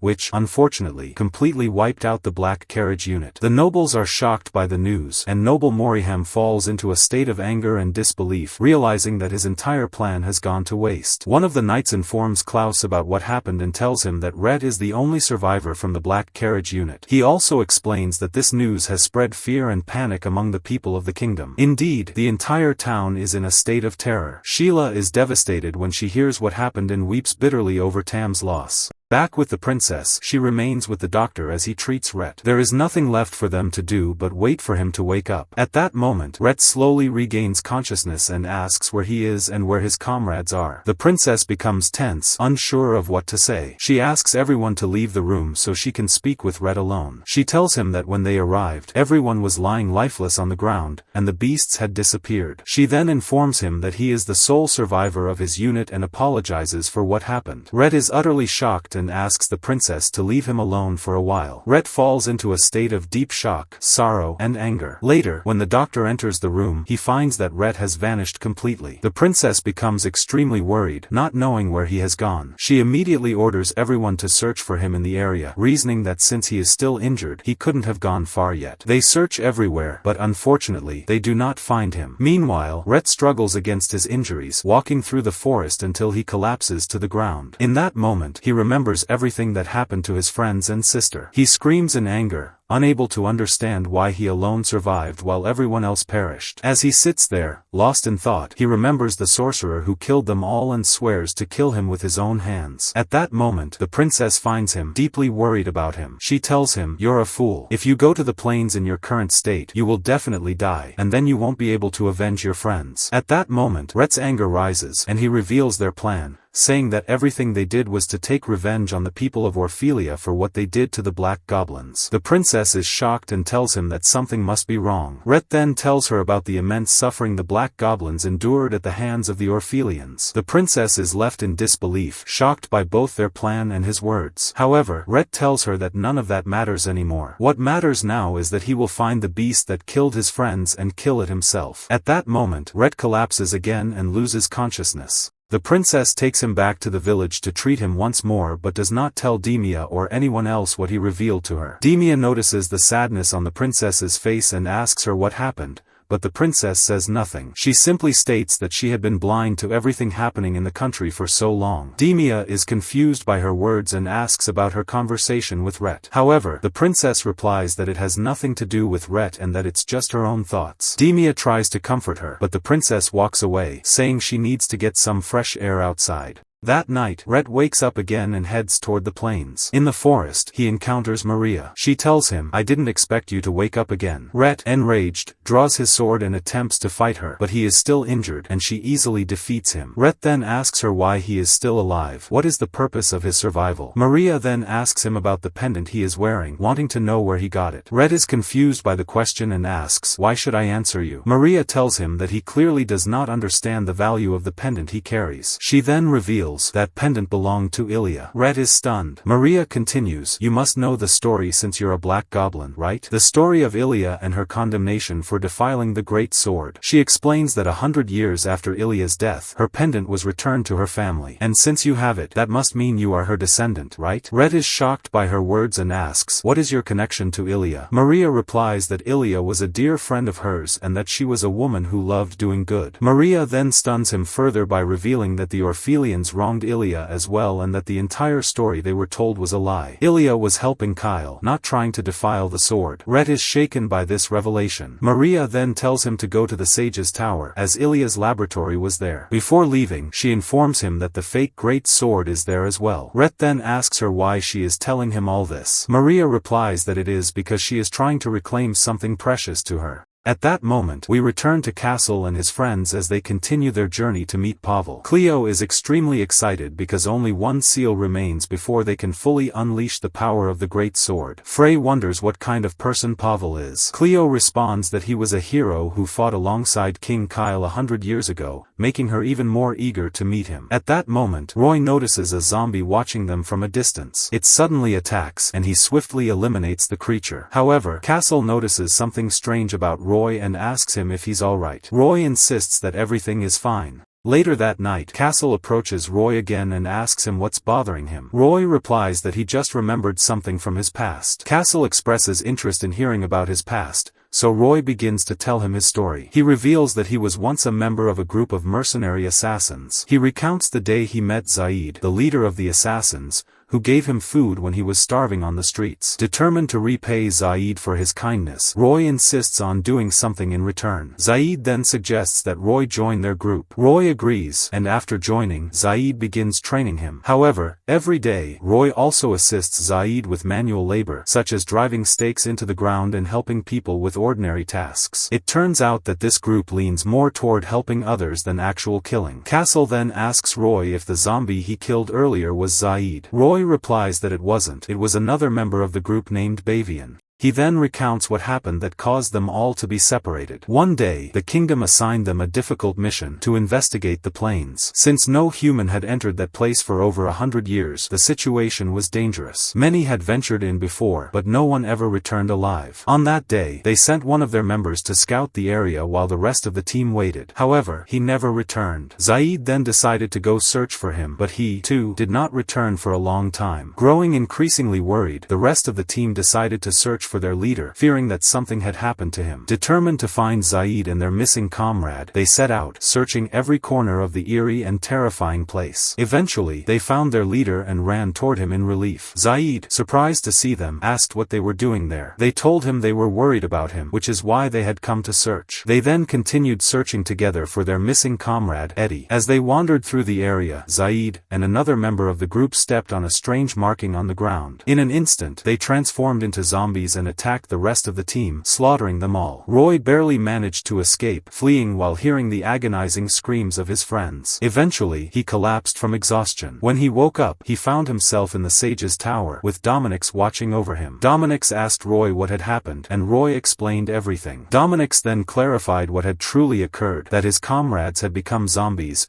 nothing more than soulless, mindless corpses acting on instinct. Since that day, Roy lived in the sage's tower, waiting for the moment when he could return to the plains with Castle. After finishing his story, Roy leaves Castle and goes to sleep. The next morning, everyone wakes up, and Castle informs his friends about the presence of the undead in the area. The group then begins planning a way to eliminate all the zombies at once. Cleo suggests a method to lure all the undead together, telling them that they can attract them by creating a very loud noise. Frey, puzzled, asks how that would work. Cleo confidently replies that it's simple. She can create an explosion using her fire magic. They soon confirm that no other creatures are in the area, so they continue moving forward. Roy then speaks to Castle, revealing that there is another reason he joined this journey aside from his deal with Dominic's. He wants to find his leader and put him to rest himself. At that moment, Roy and the group suddenly halt. In front of them stands Zaid, now a zombie. Everyone prepares for battle, and Roy charges at Zaid with all his strength. However, it becomes clear that Zaid is extremely powerful. At that moment, the rest of the group's zombified members appear. Castle takes care of them, leaving Zaid to Roy. The battle between Roy and Zaid is fierce. In the end, Roy succeeds in defeating Zaid, finally allowing him to rest in peace. Castle and his friends finally arrive at their destination, marveling at the sight of the majestic mountain. Castle looks up at the sky and realizes that the time for the Beast King's emergence is drawing near. Because of this, he must make sure Pavel breaks the seal quickly so that he will be ready to face the Beast King. They set out in search of Pavel, the greatest sorcerer in history. They know that Pavel lives in an icy cave, as Loren had told them. They search everywhere, but suddenly, a giant skeletal monster appears and attacks them with immense force. The friends quickly evade the attack, but the monster is incredibly powerful, and they struggle against it. However, in the end, they manage to defeat it.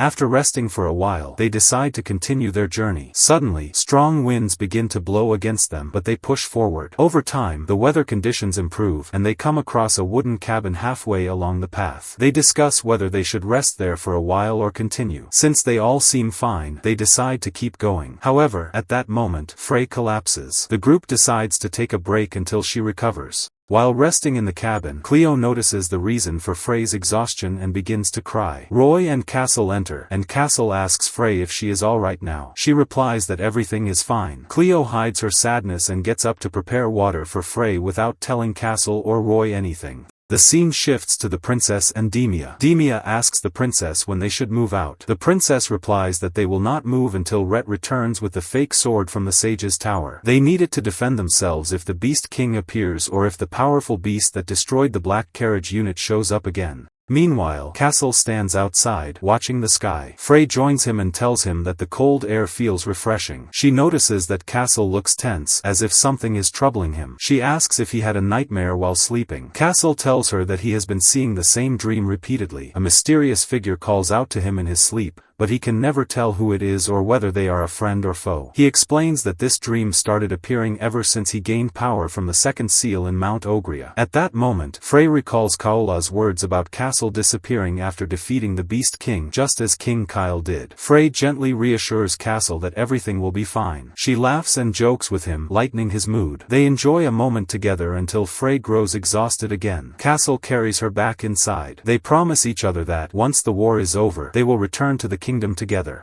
Later that night, Castle leaves a letter for them while they sleep and sets off alone. However, Roy catches up to him and asks where he is going by himself. He also questions the letter Castle left behind. Castle tells him that he has decided to complete the mission alone. Roy is shocked and furious at Castle's words, accusing him of wanting them to leave him behind and take Frey back to the kingdom. Castle replies, yes. Frey always pushes herself too hard for the sake of others. Roy yells at him, calling him an arrogant fool. He says, do you really think you can accomplish everything alone? Do you realize that if you die, Frey will be heartbroken for the rest of her life? She will blame herself for not being able to protect you. He then asks Castle if he truly wants to make them feel powerless and unable to help him. At that moment, Cleo joins in, scolding Castle. She tells him that they are all in good health thanks to Frey. The truth about Frey's exhaustion is finally revealed. She had been using her magic the entire way to resist the strong winds and clear the path for them. That was why she had drained all of her magical energy. Castle finally understands and reconsiders his decision. He decides to continue moving forward together with his friends, as they always have. The next morning, the princess bids farewell to Elise,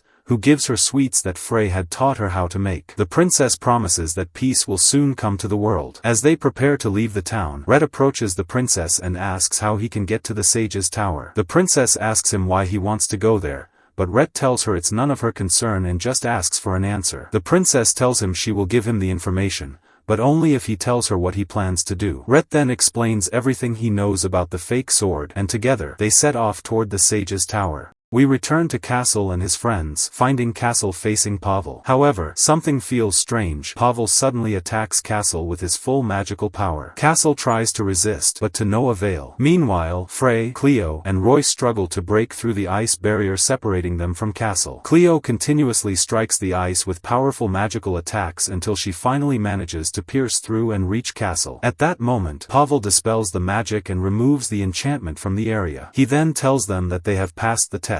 It is then revealed that everything was a test to evaluate Castle's friends and determine whether they were truly worthy of accompanying him. Pavel then sits down with Castle and tells him that he wants to share something about his mother, Arlette. Castle is shocked and asks if his mother was ever there. Pavel replies, "Yes, she was here 100 years ago. I was the one responsible for protecting her while she slept." Pavel then begins telling the story from the beginning, recounting what happened 100 years ago when King Kyle came to him and Loren, requesting their aid in defeating the Beast King. However, Pavel refused the offer at first and attacked them with his magic. Kyle withstood the attack and kept insisting until Pavel was finally convinced to join them. It is revealed that Pavel only agreed to join them after a long time, once he finally opened his heart to Kyle. One day, while Kyle and Loren were near Pavel's cave, a beast attacked them. Pavel appeared at that moment and eliminated the beast instantly. From that moment on, they became close friends and continued fighting together against the Beast King's army. One day, Kyle visited Pavel and asked him to protect Arlette and Castle if something were to happen to him during the battle against the Beast King. Pavel was shocked and told him, "Don't tell me you're planning to die, right? You must take care of yourself and return safely from the battle." Kyle reassured him, saying that he would never give up until he saved the entire world. That was the last conversation between Kyle and Pavel. After the war, all they found on the battlefield was the great sword. Both Kyle and the Beast King had vanished completely. Castle then asks Pavel where Kyle could have gone. Pavel replies that he does not know. He explains that they were deeply worried about Kyle, but they had to seal the sword first to ensure they could face the Beast King again if he ever returned. Since the sword needed its wielder to be present for it to be of any use, they had no choice. Several days later, Dominix came up with the idea of freezing Arlette and Castle in deep stasis for another 100 years in case the Beast King reappeared. Loren opposed the idea, but Dominix convinced everyone that this was the only way to save the world from future danger. Eventually, everyone agreed, except for Loren. They then presented the idea to Arlette. She was stunned upon learning what had happened to Kyle and that he might never return. She was also informed that Maria, who had been with Kyle, was missing as well. It is revealed at that moment that Maria was not the commander of the Beast King's army. In fact,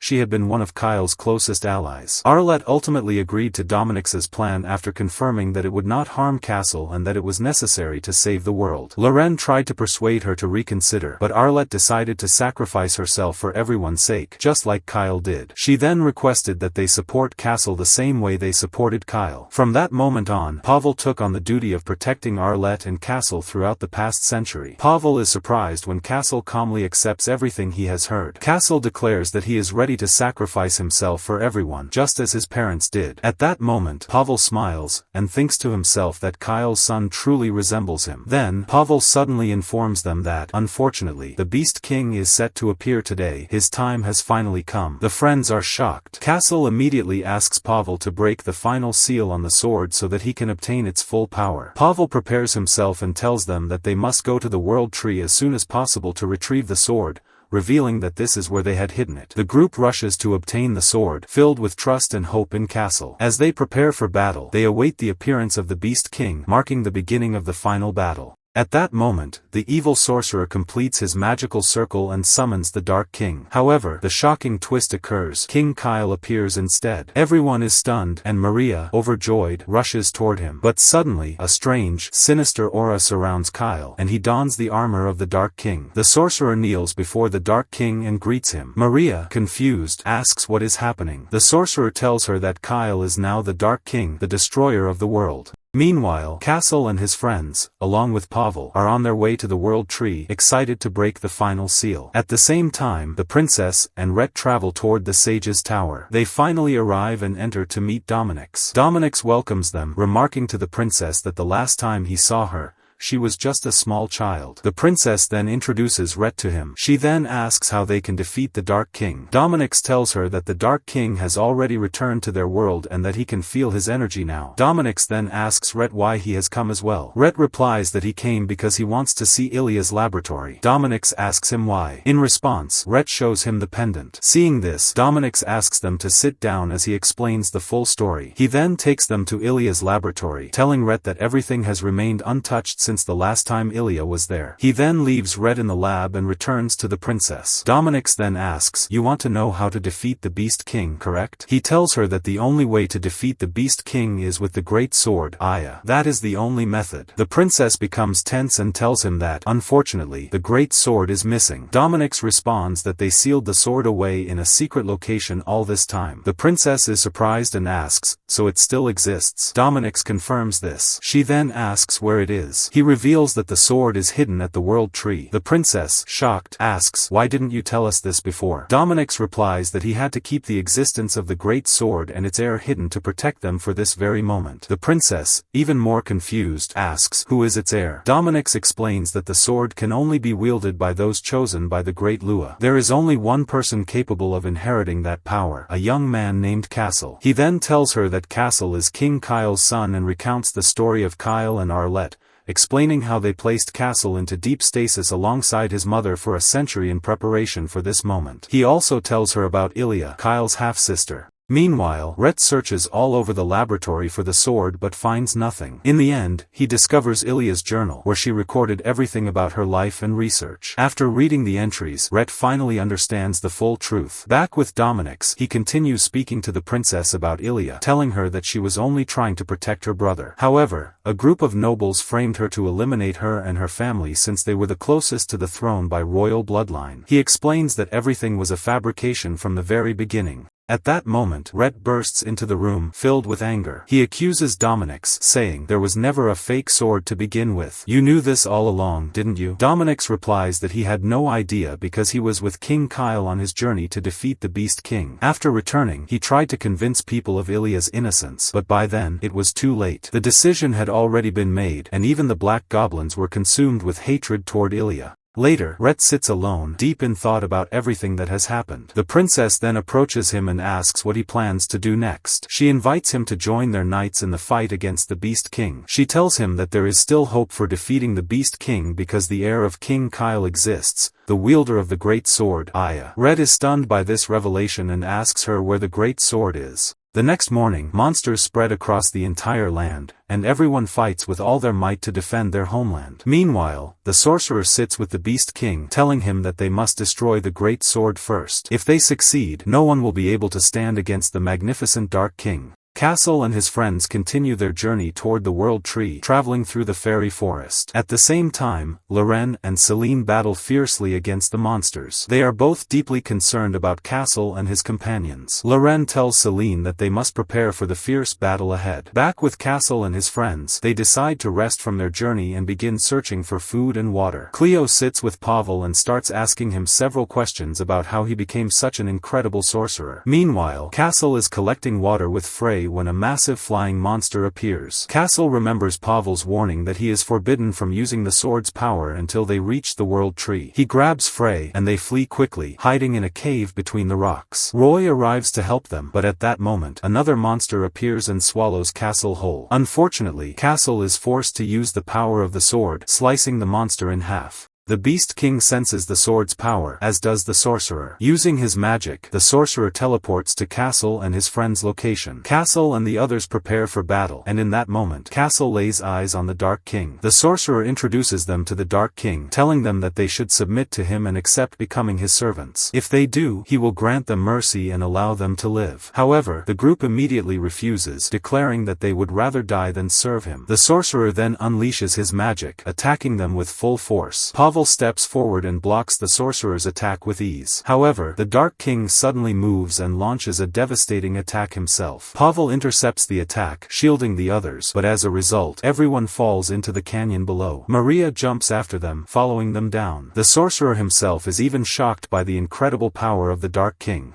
At that moment, Loren senses the Dark King's power as well, and she is filled with terror. The scene shifts back to Castle and his friends, where Maria rescues them. Castle asks her why she saved them, but she does not respond. Instead, she simply tells them that Pavel needs care before leaving them. Pavel remains unconscious, so Frey uses her healing magic on him. At that moment, a forest spirit appears and guides them to Loren and Celine. Loren is shocked when she sees Pavel badly injured. They take him for medical care. Castle explains to Celine what happened, telling her that the Dark King has returned. He apologizes for failing to stop him. Celine reassures him, saying she knows he did everything he could and acknowledges that their journey must have been difficult. The friends then ask about the condition of the forest. Celine tells them that everything is fine for now, but unfortunately, the situation continues to worsen over time. Loren then approaches Castle, telling him that Pavel has yet to regain consciousness. This means that the attack he endured, despite being such a powerful sorcerer, proves just how overwhelmingly strong the enemy is. Castle agrees, and Roy adds that everything happened from just a single attack by the Beast King. Loren tells Castle and the others to rest, assuring them that she will take care of Pavel. She also informs them that she will use her magic to hide their presence in the forest from the Beast King.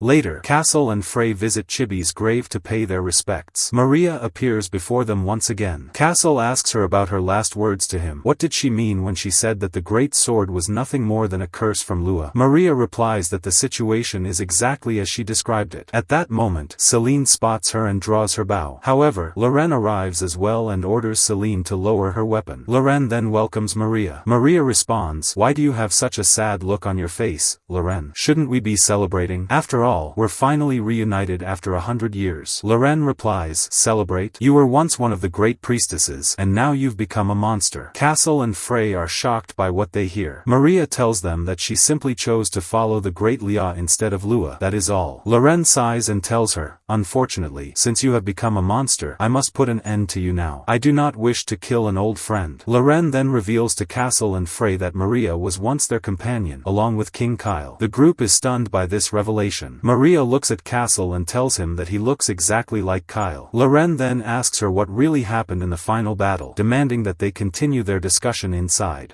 It is revealed that Maria was Kyle's childhood friend and that she was a priestess like Frey. The story shifts back in time to when Kyle and Ilia trained together as usual. Maria watched over them and healed their wounds whenever they got injured. She often scolded Kyle for not learning the proper techniques in swordsmanship, warning him that he was getting hurt too often. Kyle and Ilia would apologize, always troubling her with their recklessness. Maria followed Kyle everywhere. Even when he snuck into town, she would always go with him. She promised to stay by his side and help him, even if he traveled to the ends of the world. One day, Kyle and Maria went to the town as usual. On their way, they grew hungry and decided to buy some bread. Unfortunately, the bakery had already sold out, and the last loaf had been reserved for Arlette. This was the first time Kyle met Arlette. Arlette argued with Kyle when he tried to take her bread. Kyle asked Maria who she was, and Arlette replied that she was a regular customer at the bakery. She explained that the bread had been specially prepared for someone important. Kyle was puzzled by her words and decided to wait and see who this important person was. At that moment, a young black goblin boy arrived and asked the baker for a loaf of bread. The baker handed him the reserved loaf, and the boy gratefully took it, looking overjoyed. Arlette then told Kyle that the boy worked carrying bricks every day. Kyle was surprised. Arlette explained that her family had a contract with the workshop where the boy's father worked. Unfortunately, his father had suffered a severe injury, so the boy had taken his place. Every day, he went to work with a loaf of bread in his hands. Kyle came to understand the boy's situation and decided that he would look after him from then on. Arlette then asked him, "If you can care for this boy, can you care for all the others like him? There are so many more in the same situation, and some even worse." Kyle admitted that he might not be able to do that now, but he hoped that one day he would be able to. Arlette smiled and said, "You will, one day, Your Highness." Kyle was shocked that she had known his true identity all along. Arlette then introduced herself, bid him farewell, and left. Over time, Kyle and Arlette became friends, fell in love, and eventually got married. However, the nobles disapproved of King Kyle's marriage to Arlette as she was a commoner. One day, Arlette mysteriously disappeared. Kyle became increasingly occupied with the war against the monsters, and later, he and Maria began assembling a team to defeat the Beast King. During this journey, Maria supported the Great Lua, hoping for victory over the forces of evil. However, the situation remained dire, and the knights were becoming severely exhausted. One day, Kyle unexpectedly encountered Arlette at a military camp. It was then that Kyle learned about Castle. They were reunited, and after a few days, Kyle obtained the great sword, Ilia, to slay the Beast King. The final battle between the knights and the monsters ensued. Tragically, Ilia sacrificed herself to save a family of commoners fleeing from the monsters. She sustained a fatal wound and perished. The ultimate battle between Kyle and the Beast King was brutal. Maria was overwhelmed by the sheer power emanating from both kings. In the end, Kyle struck the Beast King with a devastating blow from his sword. However, at that moment, the great sword lost its power for an unknown reason. The Beast King vanished. Kyle, writhing in pain, also disappeared into the dimensional rift. Maria was left in shock, unable to save her friend Kyle or Ilia. At that moment, Maria lost all hope in life. Her grief and anger turned her away from the Great Lua, and she began supporting Lia instead, seeking a way to save King Kyle. It is revealed that she had been waiting for the moment when the dimensional rift would open again so that she could enter and find Kyle. This was the reason she remained alongside the evil sorcerer all this time. Returning to the present, everyone is astonished by Maria's story. Loren tells her that they all share the same desire to save King Kyle. Maria responds that things aren't that simple anymore. She explains that the rift has already opened, and from it emerged the very Kyle she had been searching for all these years. Everyone is shocked by the revelation that King Kyle has returned. They ask Maria if he is alright. Maria tells them that Kyle has indeed returned, but he now exists as the Dark King, Angmund. The group is left in disbelief. They realize that Castle must now fight his own father, King Kyle. However, Castle says that this means there is still hope. They can save King Kyle from the darkness that controls him. Maria warns him not to get his hopes up, reminding him that Lua will not support him now, just as she abandoned them before. Still, Castle remains determined to save his father. At that moment, they notice that Pavel has regained consciousness and immediately rush to him. Pavel decides to break the final seal on the great sword. As the seal is released, the sword's energy surges through Castle. Pavel tells Castle to claim the sword before the Dark Lord does. At the same time, the evil sorcerer and the Dark King sense the reawakening of the great sword. The next morning, Castle sets off to retrieve the sword and put an end to the Dark King. Loren asks Celine to accompany Castle and support him. She assures Celine that she will protect the forest herself. Celine agrees and departs with Castle on their urgent journey. And on the next day, the princess sends a message to the royal advisor, Beale, explaining everything that happened during the expedition and the solution they found to defeat the King of Beasts. In the evening, we see Castle and his friends on their way to the sword, and they camp in the forest. We see the girls talking in the forest, feeling worried about the situation they are getting into and the fierce battle that will take place between Castle and his father, King Kyle. But they praise Castle, saying that he is a loyal and kind-hearted person, and that his heart is as strong as the mighty sword flowing within him. Fry is worried about Castle facing the King of Darkness, afraid that he might end up like King Kyle. But Celine tells her that no one can enter this battle except Castle,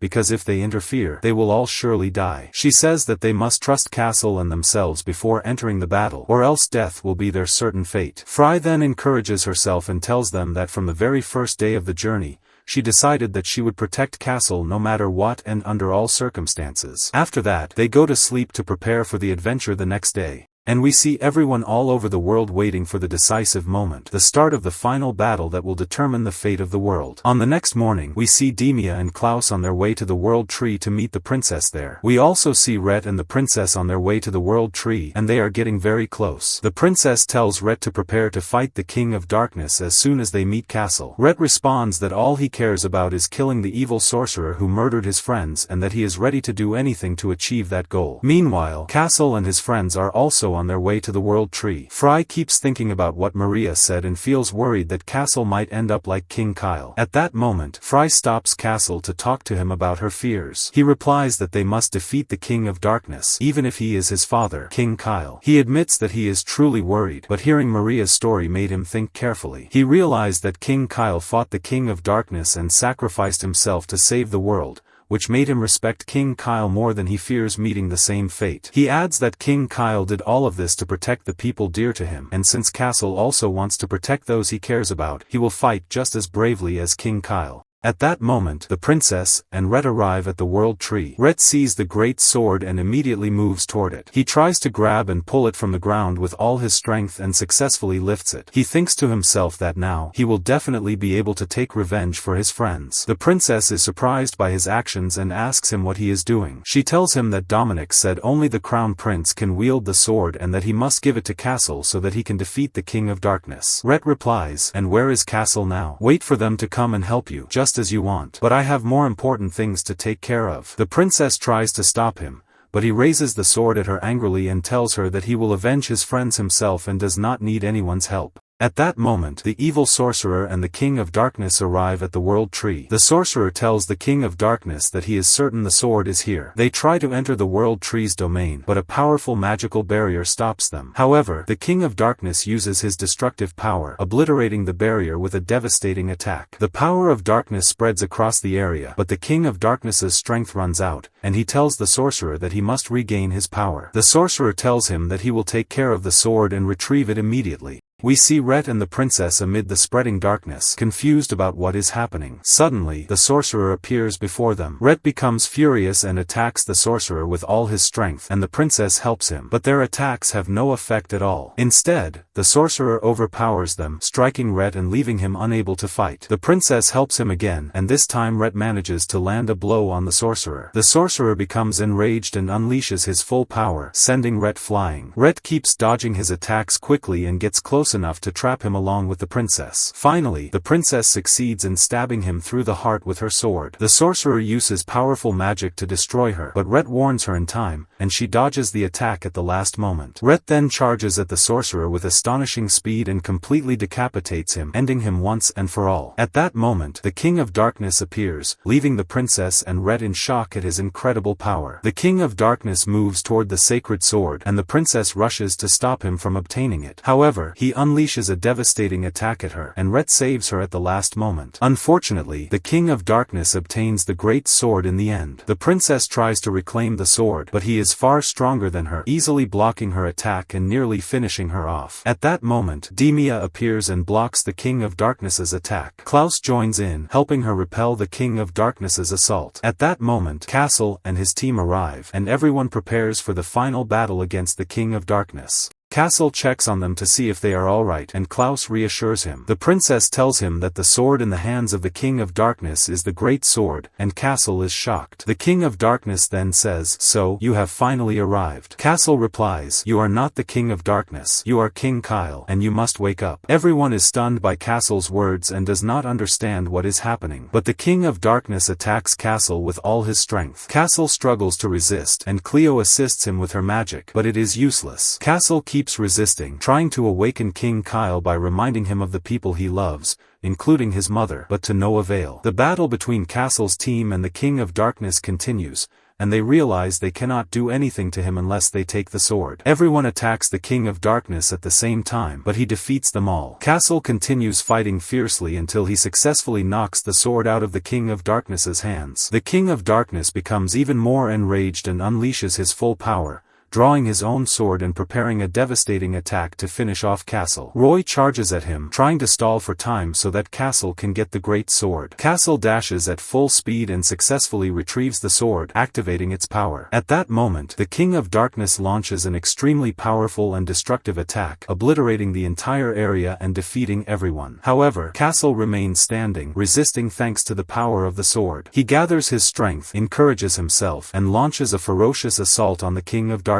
The battle between them continues, and Castle keeps fighting. His friends try to help him, preventing the King of Darkness from moving. Cleo casts a powerful magical attack at him, but they are shocked to see that the King of Darkness is completely unaffected. The battle between the King of Darkness and Castle continues, but then the King of Darkness launches a fatal attack at Castle once again. Ret pushes Castle out of the way and takes the hit instead, suffering great pain. Castle asks if he is okay. At that moment, Maria appears, using her power to trap the King of Darkness inside iron bars, but he easily destroys them. Castle then takes the opportunity to strike, stabbing him in the chest with his sword. Maria suddenly remembers what happened to Kyle, and Fry also becomes worried about Castle. The dark energy starts wrapping around the great sword, draining Castle's strength. Fry rushes toward him, trying to help, but he tells her to stay away. She does not listen, and the dark energy strikes her as well. She struggles against it and cries, not wanting to lose Castle. The evil energy intensifies, and she faints. The dark energy wraps around Castle too, about to completely take control of him. But then, something strange happens. Ilia's pendant suddenly reacts, rising into the sky and glowing brightly. A magic circle appears from the pendant, granting Castle immense power. He successfully eradicates the darkness and completely destroys the King of Darkness. King Kyle returns to his true form. He falls to the ground and says he is happy that Lua's great wish has finally been fulfilled. He welcomes Castle as his son. Castle is surprised that his father recognizes him. Kyle tells him that he always heard his voice while he was trapped in the darkness. Maria is confused and asks what he means, saying, "Didn't Lua betray you?" Kyle replies, "No, I was the one who suppressed the power of the great sword myself so that Lua's wish could come true and my son could become the crown prince." He apologizes to Maria for everything that happened and for worrying her. At that moment, King Kyle bids farewell to his son, Castle, and his childhood friend, Maria, before disappearing completely. At last, the era of darkness ends, and peace returns to the world after the final defeat of the King of Darkness. Maria thanks Castle for saving Kyle and for saving the world. She bids them farewell and leaves. Everyone is overjoyed by the final victory and the return of peace to the world. After the final battle, the presence of monsters gradually decreases. Everyone returns to their homeland happily. Red is now seen as a hero by the people of Orphelia, and the discrimination against black-skinned demons in the kingdom completely ends. Red is officially recognized as a noble, and peace and joy spread throughout the world.